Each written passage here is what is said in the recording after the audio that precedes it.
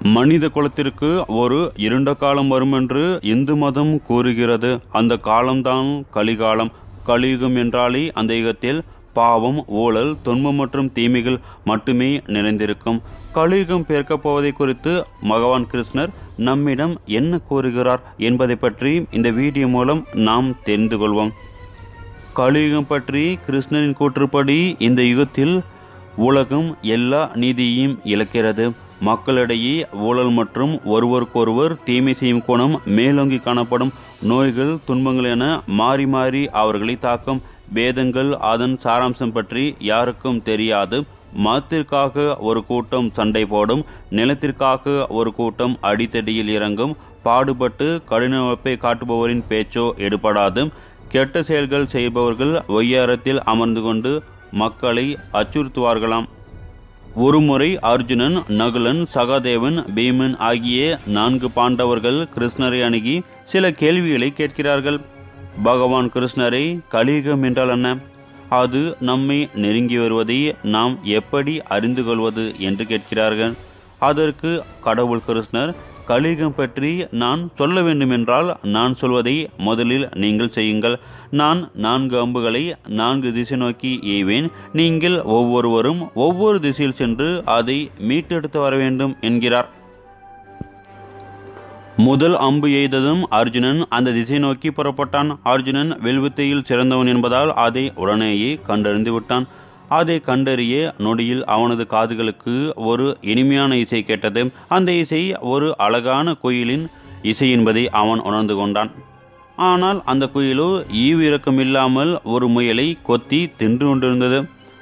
அர்ஜுனுக்கு ஒன்றுமே புரியாமல் அம்புடன் திரும்புகிறான்.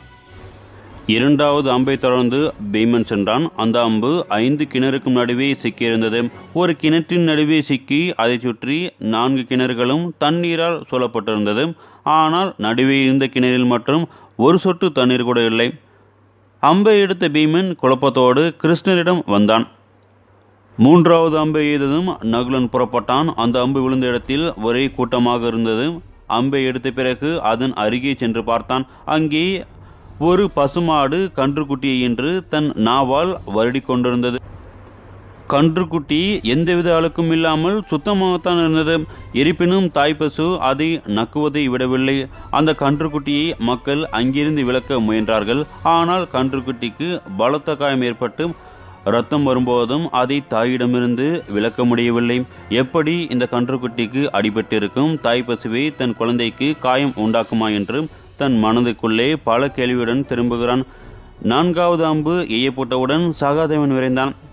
அந்த அம்பு ஒரு மலைக்கு அருகே சென்று விழுந்தது. அதை எடுக்கச் செல்லும்போது ஒரு பெரிய கற்பாறை உருண்டோடி மரங்களை எல்லாம் நசுக்கியது. ஓடும் வழியே இருப்பதையெல்லாம் நசுக்கியது. உருண்டோடியே அவ்வளவு பெரிய கற்பாறை ஒரு சிறிய பலவீனமான செடியால் தடுத்து நிறுத்தப்பட்டது. இதை பார்த்த சகாதேவனுக்கோ ஒரே ஆச்சரியமாக இருந்தது.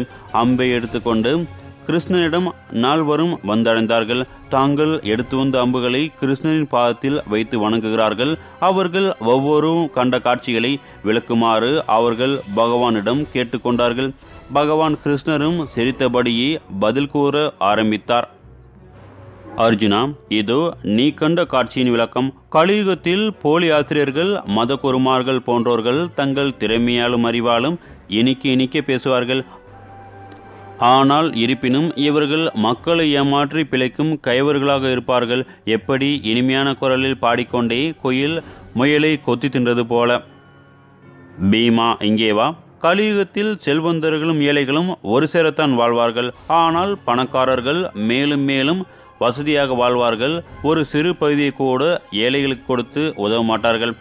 எப்படி நிரம்பி வழியும் 4 கிணற்றுக்கு நடுவே வற்றிய கிணறு இருப்பதை போல் ஏழைகளின் நிலை கலியுகத்தில் இருக்கும் என்கிறார். நகுலா, நீ கண்ட காட்சிக்கான விளக்கம். கலியுகத்தில் பிள்ளைகள் மீதுள்ள அதீத பாசத்தால் பெற்றோர்கள் அவர்கள் தவறுகளை செய்தாலும் அதை கண்டிக்க தவறிவிடுவார்கள். இதனால் எதிர்காலத்தில் பிள்ளைகளின் அழிவிற்கு பெற்றோர்களே காரணமாக அமைவார்கள்.